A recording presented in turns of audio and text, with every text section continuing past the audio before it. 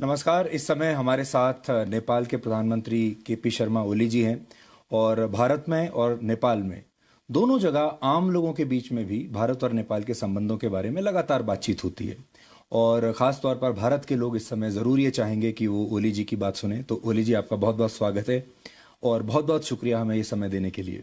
धन्यवाद आपको। ओली जी, भारत और नेपाल हमेशा राम लक्ष्मण की तरह रहे हैं और आप तो अक्सर रामायण के बारे में बात करते रहते हैं, लेकिन अब ऐसा लगता है कि लक्ष्मण जो है वो ये कहने लगा है राम से कि अब मुझे भी बराबरी का दर्जा चाहिए और अब हम बराबरी के हिसाब से रहेंगे। ये अचानक हुआ है। ऐसा लगता है कि जैसे नेपाल के मन में कोई बात खटक रही है। जैसे अचानक से परिवार में होता है ना कि छोटे भाई को अचानक कोई बात खटकने लगती है, कुछ अच्छा नहीं लगता। तो आपको ऐसा लगता है कि भारत और नेपाल के जो संबंध हैं वो इस दौर से गुजर रहे हैं इस समय? देखिए, आपका क्वेश्चन भी बताता है कि इंडिया राम है, हम लक्ष्मण हैं। इसके कई अर्थ होते हैं। इंडिया भगवान है, हम उसके छोटे भाई हैं। इंडिया बड़ा भाई है, हम छोटे भाई हैं। मैं कहता हूँ भूगोल में, जनसंख्या में छोटे और बड़े हो सकते हैं, मगर हम हमेशा से सार्वभौम समानता की बात करते हैं। अर्थात हम छोटे या बड़े नहीं हैं। साइज में छोटे बड़े हो सकते हैं, मगर राष्ट्र के रूप में, एज ए नेशन, एक देश के रूप में छोटे बड़े ये फीलिंग रखेंगे तभी बॉस होता है। इसमें कुछ जरूर कुछ प्रॉब्लम इस सेंटिमेंट में है और हम चाहते हैं कि हम दो देश, सार्वभौम सत्ता संपन्न देश, सुवरेन देश, दो पड़ोसी देश, दो पड़ोसी मित्र देश जो एक रीजन में रहते हैं, हमारा संबंधों को उसी तरह से जानना चाहिए। ये पुराने ज़माना नहीं है, ये कॉलोनियल एरा नहीं है, ये एरा स्वाधीनता का एरा है, पारस्परिक सम्मान का एरा है। एक चीज़ ये है जिसको हमें मानना चाहिए। दूसरा, हाँ, डिबेट हो रहा है, डिबेट चलता है। डिबेट ही सत्य को बाहर लाता है। वादे वादे जायते तत्वबोध। बहस ना करें तब सत्य को पता लगाना भी मुश्किल हो जाएगा। इसलिए हमारा ट्रेडिशन भी है। जब दुनिया अंधकार में थी, त्रेता युग में जनकपुर में यज्ञवल्क्य, गार्गी, अष्टवक्र वगैरह बहुत सारे ऋषियाँ और विदुषियाँ शास्त्र के बारे में, दर्शन के बारे में, जीवन जगत के बारे में विवादें करते थे। तब दर्शन का अभ्युदय हुआ। दर्शन यहीं से पैदा हुआ था ना। हालांकि यूरोपियन सब दर्शन का, साइंस का उद्गम अरस्तु से मानते हैं। अरस्तु तो ईसा पूर्व 600 साल के, उसे कई साल पूर्व, उसके 1500 साल पूर्व यहाँ दर्शन के बारे में चर्चा होता था, विचार विमर्श होता था। इसलिए बहस होना अच्छा है। बहस स्वस्थ होना चाहिए और सत्य को पता लगाने के मकसद से होना चाहिए। तो आप कह रहे हैं कि अब आप भारत को बॉस मानने से इनकार करते हैं, उसी पर बहस है।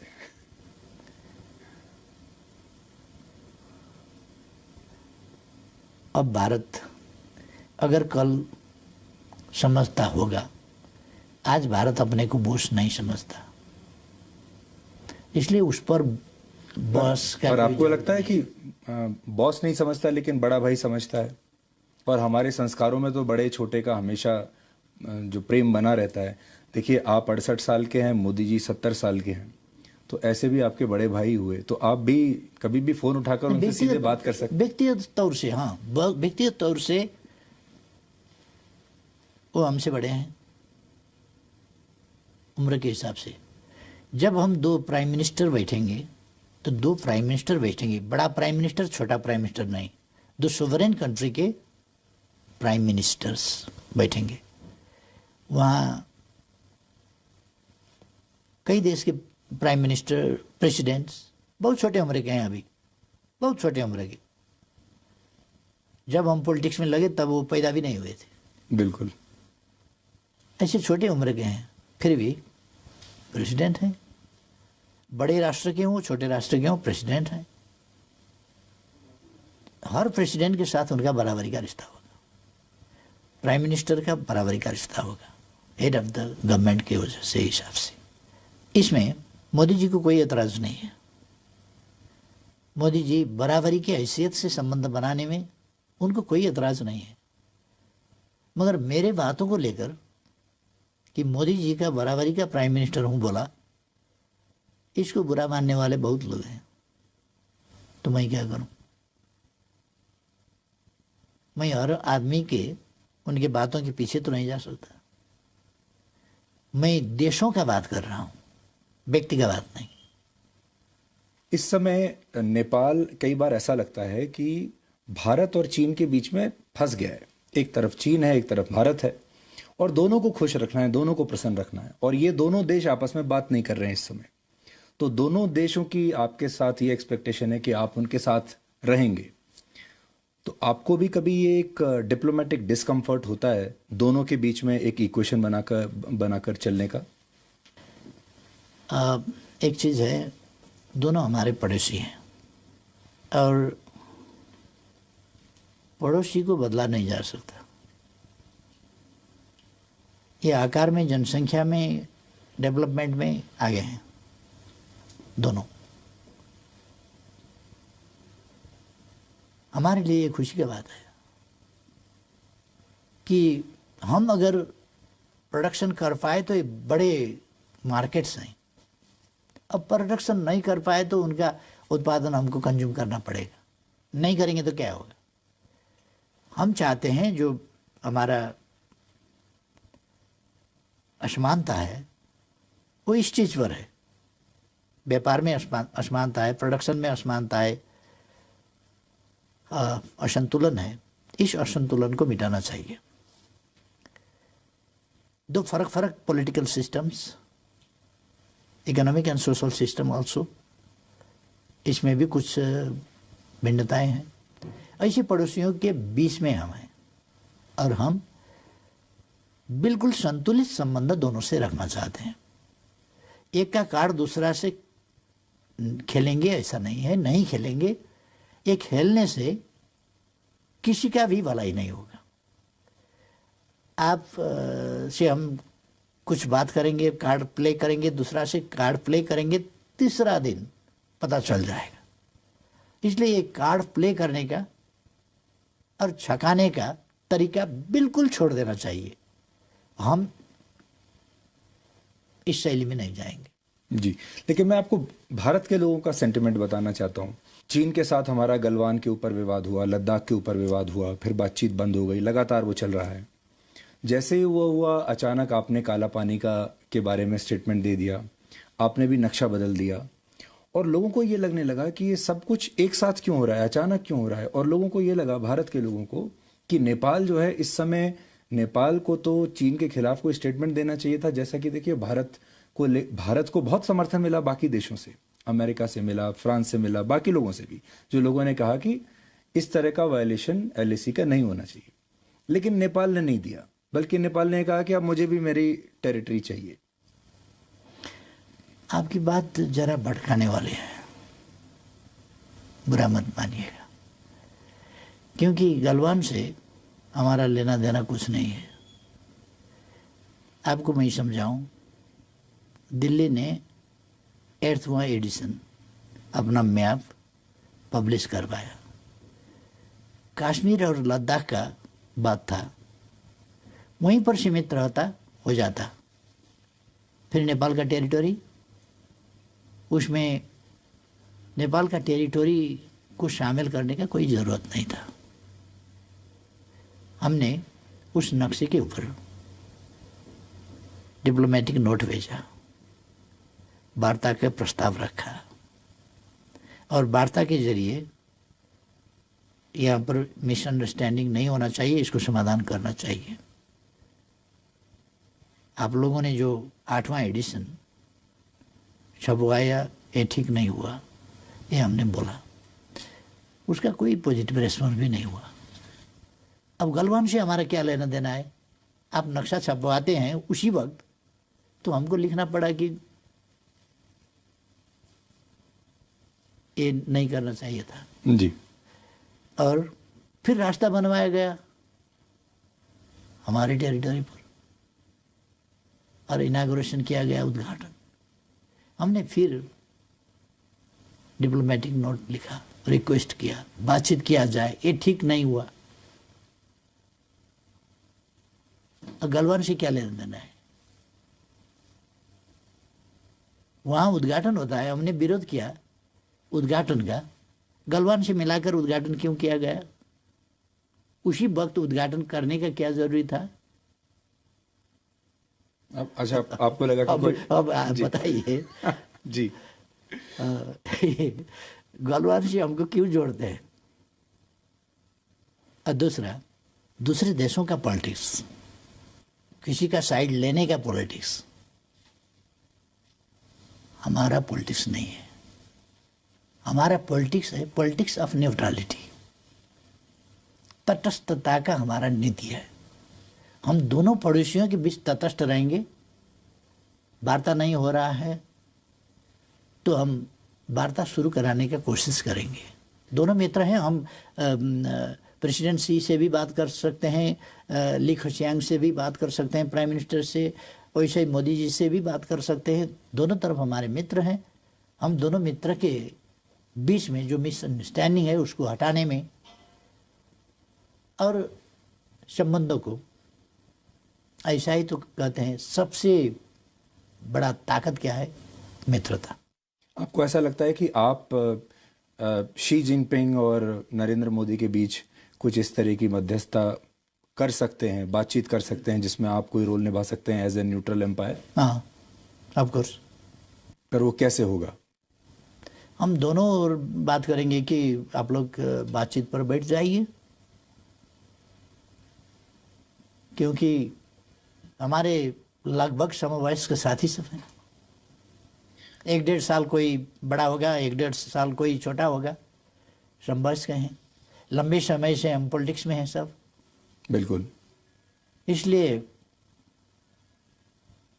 हम साथी जैसे ही हैं ही नहीं, हम साथी ही हैं। पर ये सब तो तब होगा जब आप सरकार में बने रहेंगे, क्योंकि अप्रैल और मई में चुनाव होने वाले हैं। तो चुनाव के बाद आपको क्या लगता है, आपकी दोबारा से वापसी होगी या इस बार कोई और आएगा? हाँ, आपकी प्रश्न बहुत अच्छा है। हमारा पार्टी इस बार मेजॉरिटी लाएगी, मुझे उम्मीद है। एकदम कमजोर हालत हुआ तो भी मेजर पार्टी हम ही होंगे और इलेक्शन के बाद भी गवर्नमेंट को लीड हमें ही करना पड़ेगा शायद। इसलिए मैं आश्वस्त करना चाहूँगा सब साथियों को कि इलेक्शन के बाद नेपाल भारत संबंध को और ऊंचाई में पहुंचाने के लिए हम और ज़्यादा कंट्रीब्यूट कर पाएंगे। मैं जो सेंटिमेंट की बात कर रहा था, और हम क्योंकि क्रिकेट तो आप देखते ही होंगे, तो भारत में लोगों को ये लग रहा था कि अगर नेपाल एक एम्पायर है और भारत और चाइना मैच खेल रहे हैं, तो ये जो एम्पायर है ये बार बार भारत के खिलाड़ियों को ही ज़्यादा आउट दे रहा है, भारत के खिलाड़ियों के लिए ज़्यादा जल्दी उंगली उठा देता है, और चीन के खिलाड़ियों के लिए थोड़ा सॉफ्ट है। ऐसा नहीं है, ये एक इम्प्रेशन है, गलत इम्प्रेशन है। ऐसा कोई एविडेंस नहीं है, हो ही नहीं सकता, क्योंकि हमारे दो पड़ोसी के बीच में सौहार्द संबंध प्रॉब्लम रहित, समस्या रहित संबंध चाहते हैं, क्योंकि एक चीज कहते हैं और उसमें से आधा हम कटा देंगे। हाथी अगर लड़े तो भी मैदान का नुकसान ही होगा, हाथी अगर मिल गए तो भी मैदान का नुकसान होगा। ये मिल गए तो भी नुकसान होगा, ये इसको हम कटा देंगे। हाथी अगर लड़ेंगे तो मैदान का नुकसान तो होगा। ए टू जाइंट नेबर्स, ए बड़े पड़ोसी लड़ने लगे तो उसका नकारात्मक असर तो हमको पड़ेगा ही। इसलिए हम चाहते हैं कि अब एशिया का जमाना है, अपने खुद को विकास करना चाहिए। कल का विकास था दूसरा का रिसोर्स लूट कर ले जाना, दूसरा का मैन पावर, दूसरा का रिसोर्स, दूसरा का प्रॉपर्टी लूट कर धन कमाना। ये था कल का विकास का मॉडल। आज का विकास का मॉडल है खुद को करना होगा विकास के काम। खुद को करने के लिए शांति चाहिए, मित्रता चाहिए, टेंशन फ्री एनवायरनमेंट, कोई तनाव रहित वातावरण होना चाहिए। तभी विकास को तीव्रता दे सकते हैं, हम गति दे सकते हैं। इसलिए अपने देश के अंदर में हो या पड़ोस में हो, पड़ोसी से हो या अपने अंदर हो, शांति हो तो हम विकास को गति दे सकते हैं। शांति नहीं है तो उस पर हमको ज़्यादा ध्यान रखना पड़ेगा, ज़्यादा खर्च करना पड़ेगा। अननेसेसरीली विकास का जो प्रयास है और विकास के जो रिसोर्स हैं उसको शांति मेंटेन करने के ओर हमको खर्चा करना पड़ेगा। इसलिए वो हमारे लिए, हमारे विकास के प्रयासों के लिए नुकसानदायी होगा। इसलिए हम चाहते हैं कि हमारे पड़ोसी में अच्छा संबंध हो, विश्वास का वातावरण हो, भरोसा योग्य मित्र बने, कि एक अर्का पर संदेह हो, हम आप मित्र हैं मगर संदेह है आपके ऊपर, साथ में सोए हैं, नींद नहीं आएगी, क्योंकि नींद आ जाएगी मैं सो जाऊं तो मित्र क्या करेगा, मित्र के नाम में बड़ा खतरनाक आदमी मेरे पास में सोने का बहाना कर रहा है, खतरा है, तो नींद नहीं आएगी। आपको किसके साथ अच्छी नींद आ रही है आजकल? आजकल का बात नहीं, नेपाल जो, चीन या भारत? नेपाल जो अस्तित्व में है वो संतुलित नीति के साथ, न्यूट्रलिटी, ये तटस्थता की नीति के साथ किसी का पक्ष नहीं लेना। फिलहाल ये अच्छा नहीं लग सकता है, फिलहाल हमारा साइड क्यों नहीं लिया, हमारे पक्ष में क्यों नहीं बोला, हाँ ताकत लगाओ, हमको क्यों नहीं बोला, वोटिंग क्यों नहीं किया। ये हो सकता है फिलहाल के लिए, मगर अगर आप उसका दीर्घकाल का नतीजा देखें तो हमारा न्यूट्रलिटी, हम किसी भी पड़ोसी के खिलाफ हमारा जमीन, हमारा आकाश इस्तेमाल करने नहीं देंगे किसी को भी।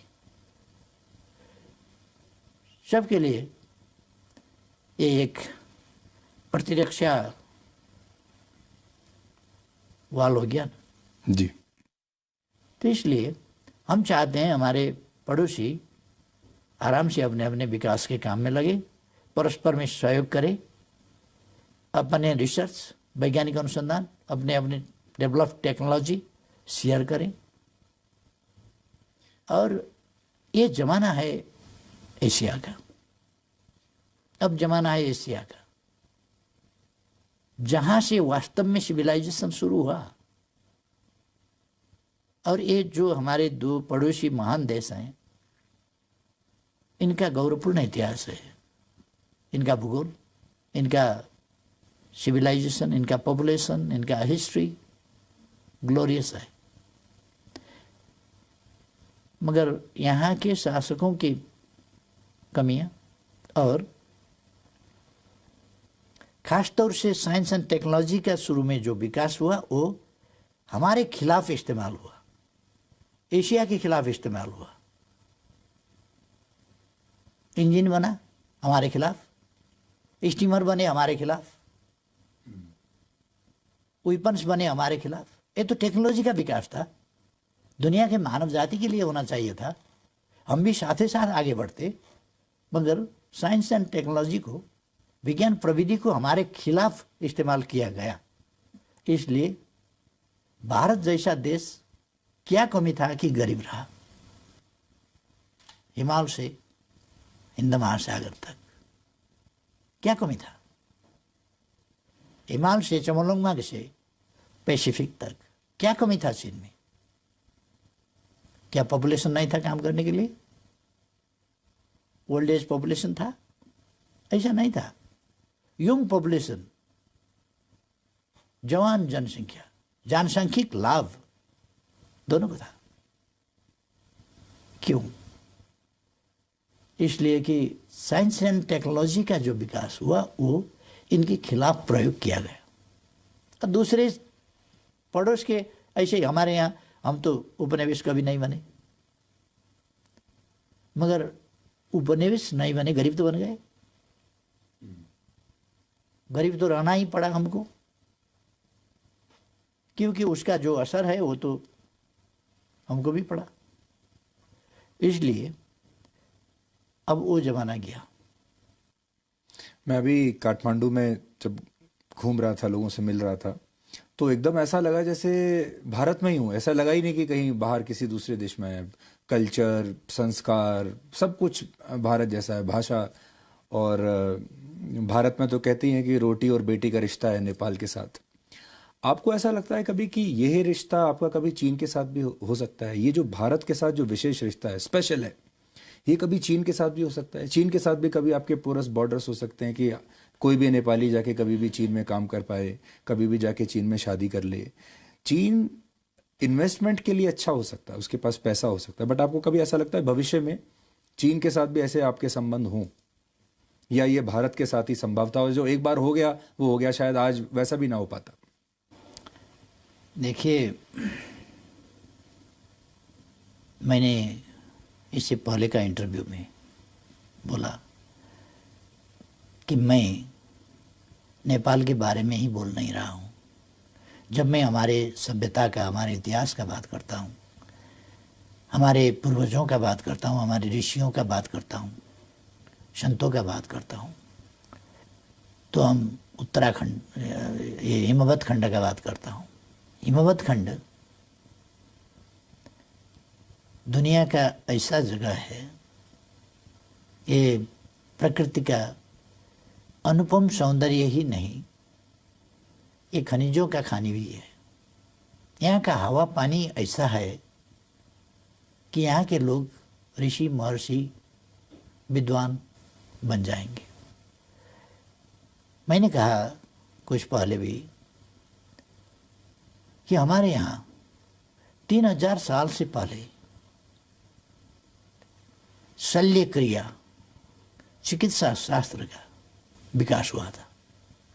चिकित्सा शास्त्र का इसका प्रमाण है अभी भी चरक संहिता में हम देख सकते हैं।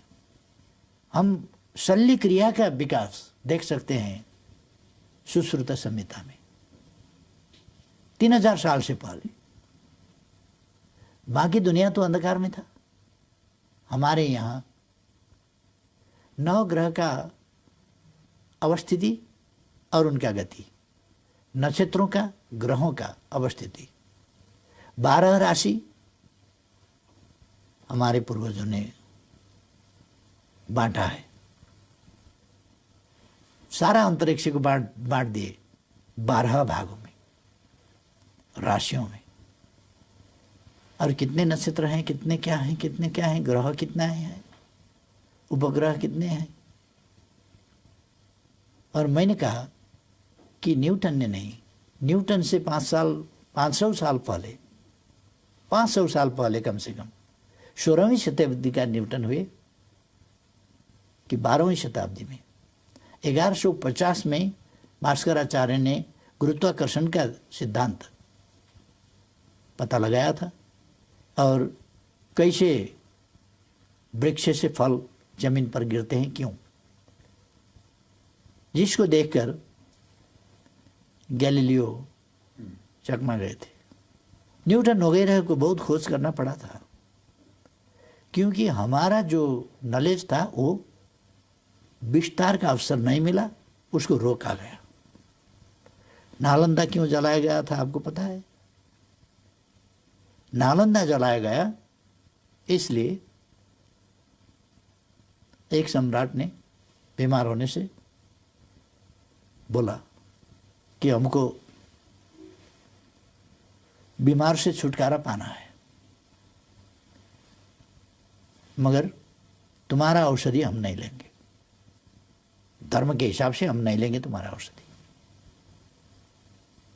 हमको ठीक करना है आपको। तो नालंदा के ऋषियों ने, मतलब प्रोफेसरों ने आइडिया लगाया कि उनको एक मोटा सा किताब दे दी और कहे कि इसके पाने उल्टाते रहो, पाने उलटते रहो, उलटते रहो। 2-4 रोज पाने उलटते रहे, ठीक हो गए। आश्चर्य से उनसे पूछा कि हम कैसे ठीक हो गए, क्या राज है? तो उन्होंने बताया कि आपको पाने पलटाते वक्त ऐसा करना पड़ा था, क्योंकि पाने ऐसे नहीं पलटते, उसको कुछ ऐसा गीला करना होता है। तो आप उंगली जीभ पर ले जा रहे थे पटक पटक और पाने पलटा रहे थे। वो पाने में औषधि लगाया गया था, तो वो औषधि ऐसे करके आप ले रहे थे, उससे कुछ दिन में आपको ठीक कर दिया। तो इतना डेवलप है, ये तो खतरनाक बात हुआ। हमारा धर्म कैसे आगे जाएगा? इसको तो नष्ट करना पड़ेगा, आग लगा दो इसको। 9 लाख पुस्तकें वहाँ लाइब्रेरी में महीनों तक आग बुझी नहीं थी वहाँ। 4 साल तक। मतलब हमारे पूर्वज तब भी ऐसे थे और हमारा मेडिसिन ऐसा इफेक्टिव था।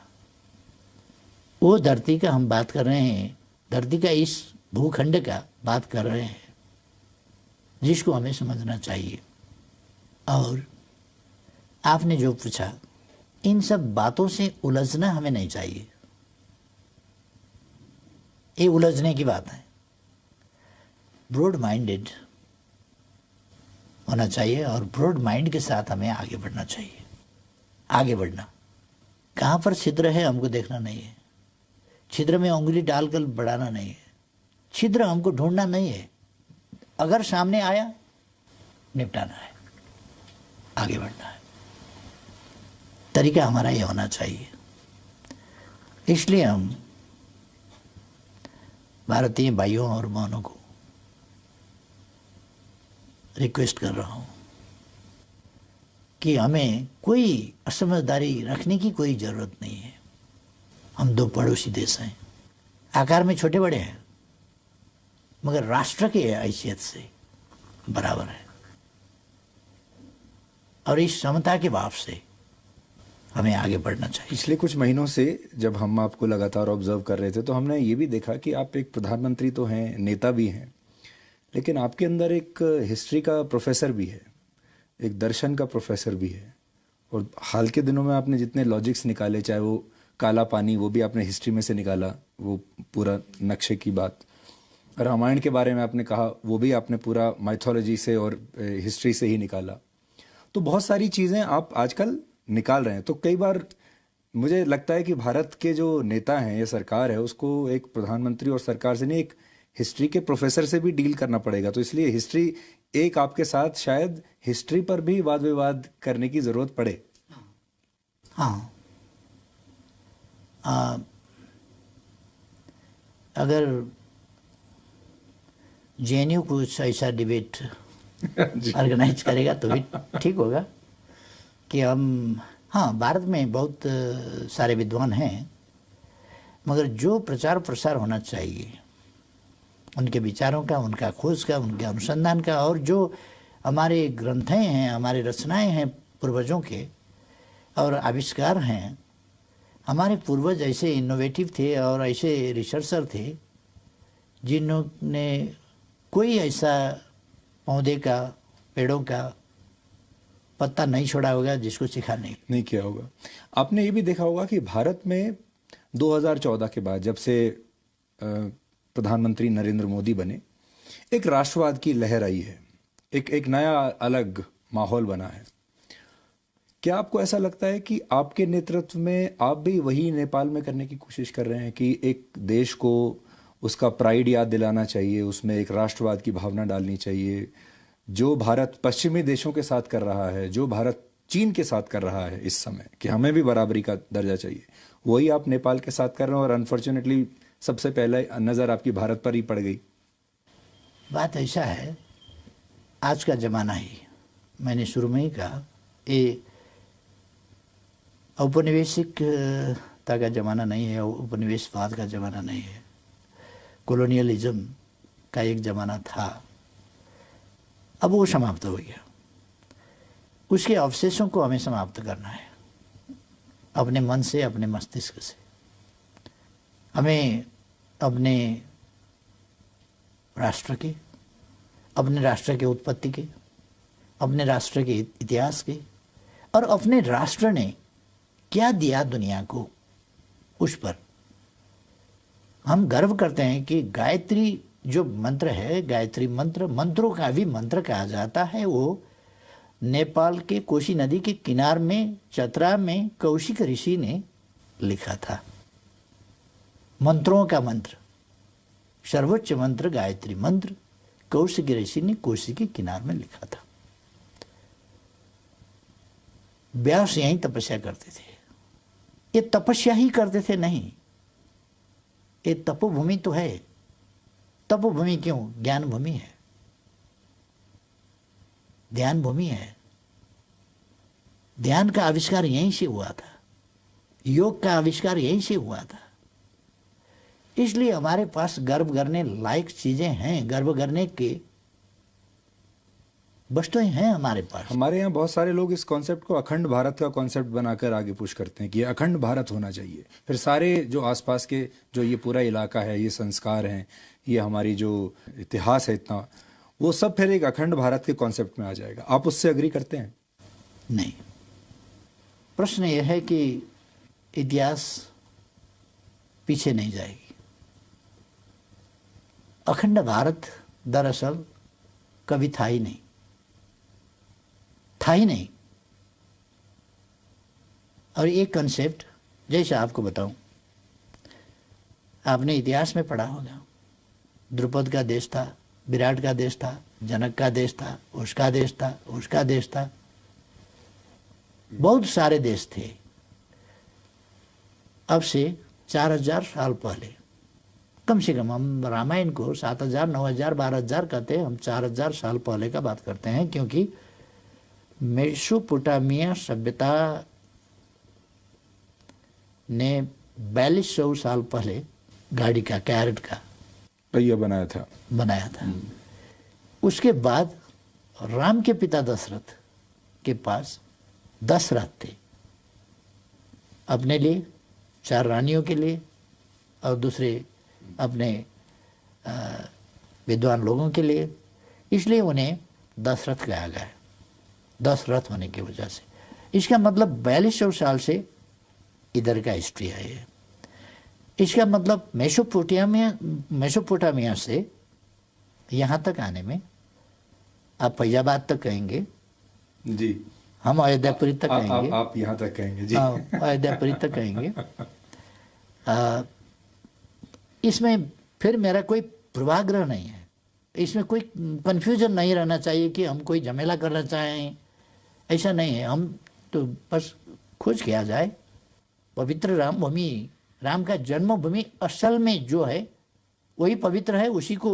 उसी की मिट्टी सर में लगाने से मतलब होगा, कोई दूसरी जगह को राम जन्मभूमि कहकर मिट्टी लगाने से कोई फायदा नहीं है। कहीं ऐसा तो नहीं कि आपने हिस्टोरिकल वर्जन को डिप्लोमेसी और पॉलिटिक्स में यूज कर लिया? नहीं, मैं आपको यही सजेस्ट करना चाहता था कि हमारा हिस्ट्री जो है, एक भारत, एक भारतवर्ष। भारतवर्ष का मतलब क्या था कि ये समूचा इलाका जहाँ हजारों राज थे तब भारतवर्ष का कहला जाता था। एक ही राज्य था भारतवर्ष, ऐसा नहीं है। भारतवर्ष कई राज्य थे और ये तो यूनिफाइड भारत, दरअसल मैं सजेस्ट करना चाहूँगा, सुझाव देना चाहूँगा कि यूनिफाइड भारत बना कब, ये सचमुच में हिस्ट्री को जानना चाहिए। कल्चरली एक बनना दूसरी बात है, मगर देश कई थे। त्रेता युग में भी कई देश थे, द्वापर युग में कई देश थे। विराट राजा का विराट दरबार, हस्तिनापुर, द्वारका, गोपालों का राज था, वहाँ यदुवंश का राज था। हस्तिनापुर में दूसरा का था, दूसरी जगह दूसरा का था, दूसरी जगह दूसरा का था। ऐसा बहुत राज्य थे। राज्य बनते थे, टूटते थे, जीता जाता था, हारा जाता था। वो समय ऐसा ही था, माइट इज राइट का जमाना था। जिसने जीता जीत लिया। कोई संयुक्त राष्ट्र संघ तो नहीं था, पीस कीपिंग फोर्स भी कोई नहीं भेजता था तब। जिसने समेटा और खदेड़ दिया। हाँ, इसलिए कभी था ही नहीं भारतवर्ष एक हिमवत खंड का, अफगानिस्तान से लेकर म्यांमार तक, बर्मा तक का भूमि, उत्तराखंड के हिमवत खंड, ये हिमवत खंड के अंदर भारतवर्ष था। साउथ एशिया को भारतवर्ष कहा जाता था। इसको नामकरण इसलिए रीजन को, मगर कई राज थे। अभी जैसा 7-8 देश नहीं, तब हजारों देश थे। आपको पता है 556 देश राजे रजौटे थे इंडिया में जब ब्रिटिश आए। बिल्कुल बिल्कुल थे, और सरदार पटेल को बड़ी मेहनत करनी पड़ी। तो इसलिए ये बहुत बात तक, आप जानते हैं, पंजाब का अपना कल्चर है, भाषा है, संस्कृति है, वेशभूषा है, सब। बंगाल का बंगाली, उसका डिश, उसका भाषा, उसका कल्चर, उसके वाद्य वादन, ये सब ये अलग अलग है, अलग अलग थे। ये अब एक भारत बन गया। हमारे यहाँ 123 से ज़्यादा, 125 जाति और भाषाभाषी है। उतने ही भाषा हम बोलते हैं। ये हमारा एक देश है जी। पहले यूरोप का और हमारा बनावट अलग अलग है। यूरोप एक भूमि, एक भाषा, एक देश, एक संस्कृति, एक राष्ट्र। हमारा ऐसा नहीं हुआ। हमारा डाइवर्सिफाइड है, विविधता युक्त है। जी, मेरा आखिरी सवाल आपसे ये है, तो फिर भारत और नेपाल का ये जो कल्चरल अलाइनमेंट है, पुराने जो चलता आ रहा है, हिस्टोरिकल अलाइनमेंट है, ये कैसे बना रहे इस समय, वो आप कैसे इंश्योर करेंगे? और जो हाल की ये जो विवाद हुए हैं, ये आपके हिसाब से कैसे सुलझ सकते हैं ताकि वही पुराना ज़माना लौट आए? क्योंकि देखिए, उधर चीन भी बहुत विस्तारवादी सोच वाला देश बन रहा है, तो आपका सजेशन क्या होगा? हाँ, चीन के बारे में इंडिया का रीडिंग, फीलिंग एक हो सकता है। आपने हमसे उस पर सहमति असहमति कुछ ढूंढा भी नहीं, और हमको बताना भी जरूरी नहीं है। नहीं, आप भारत के पर्सपेक्टिव से सहमत हैं या नहीं है?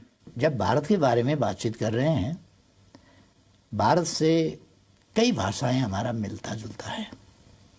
जैसा अभी मैं हिंदी में बोल रहा हूँ। जी बिल्कुल।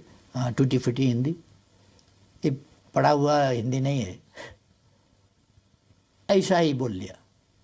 हमारे यहाँ बहुत सारे लोग हिंदी ही नहीं, नेपाली भी नहीं समझते। कई भाषा भाषिकाएं हैं। और एक चीज़ आपको समझना चाहिए कि हमारा परसेप्शन क्या है। हमारा कोसी नदी है, गंडकी नदी है, कर्णाली नदी है, जो भारत में जाते हैं। उनकी मछली को बॉर्डर पता चलता है? ये बॉर्डर पता भी नहीं चलता। हमारे बॉर्डर इलाका में जो चिड़ियाएँ हैं वो इधर से उधर जाते हैं, उधर के गाछी में बैठते हैं, इधर आते हैं, इधर की गाछी में, उधर के धान खाते हैं, इधर के गेहूँ खाते हैं। इनको बॉर्डर का पता नहीं है। पर उनको अब नया ये नक्शा दिखाना पड़ेगा आपका? इसको मानना पड़ेगा। उनको नक्शा दिखाने का जरूरत नहीं है। नक्शा हम आपको देखना होगा कि असलियत क्या है। अब इसमें हमको ये चाहिए कि हम दरअसल सच्चाई को कबूल करें, तथ्यों को मानें और फीलिंग को समझें। ये जरूरी है। फीलिंग को आधारहीन फीलिंग को नहीं, सच्चाई पर आधारित, तथ्यों पर आधारित, प्रमाणों पर आधारित फीलिंग्स, उनको समझना चाहिए। इसलिए इंडिया ने नक्शा छापा नहीं है। इंडिया ने तो नक्शा छापा है अपना देश का। तो हर देश अपने नक्शा छापते हैं ना, अपने टेरिटोरी को समेट कर छापते हैं ना। विवाद है तो नहीं, नक्शा नहीं छापते। अब पाकिस्तान के साथ आपका विवाद हो गया, आप नक्शा तो छापते हैं, अपना टेरिटोरी जो मानते हैं आप उसको मानकर। पाकिस्तान जो अपना टेरिटोरी मानता है उसको मानकर फिर छापता है। जिस दिन वो विवाद निपटारा हो जाएगा, एक ही प्रकार का नक्शा बनेगा। हाँ, ये है बॉर्डर। अगर चीन ने ऐसा किया होता तो आप चीन के साथ भी ऐसे ही करते? मैं आपको ये बताऊं कि हम सोवरेनिटी के, टेरिटोरियल इंटीग्रिटी के सवाल में किसी से कम, किसी से ज़्यादा व्यवहार नहीं करते। किसी ने ऑक्युपाई किया तो अच्छा हुआ, किसी ने ऑक्युपाई किया तो अच्छा नहीं हुआ। किसी ने कुछ गलत किया तो वो भी ठीक है, किसी ने गलत किया तो सचमुच गलत है। ये हमारा इंसाफ नहीं है। हम हर किसी के साथ समान व्यवहार करेंगे, हर किसी के साथ। ओली जी, बहुत बहुत शुक्रिया हमसे बात करने के लिए। और मुझे बड़ी उम्मीद है कि आपने जो हिंदी में हमसे बात की है, भारत के जो हमारे दर्शक हैं वो आपकी बात सुनेंगे और उन्हें आपका जो व्यू पॉइंट है वो उनको पता चलेगा। आपका बहुत बहुत शुक्रिया। धन्यवाद।